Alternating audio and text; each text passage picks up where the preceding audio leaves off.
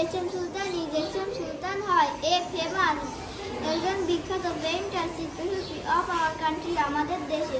He has born সে জন্মগ্রহণ করেছিল in Narayanganj in 1923 1923 সালে। His family তার পরিবারে don't have a lot of money প্রচুর টাকা ছিল না। সুলতান গিয়েছিল to school বিদ্যালয়ে for 5 years 5 বছরের জন্য but কিন্তু then he তারপর গিয়েছিল হওয়ার কাজে with his father তার বাবার সাথে।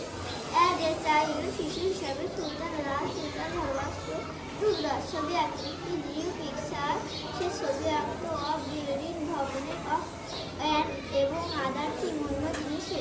He wanted সে চেয়েছিল to study পড়াশোনা করতে at কলকাতা আর্ট কলেজে but কিন্তু his family তাদের পরিবারে don't have the money টাকা ছিল না। In 1938 1938 সালে he got the money সে পেয়েছিল টাকা and এবং he went to the Kolkata art college সে গিয়েছিল কলকাতা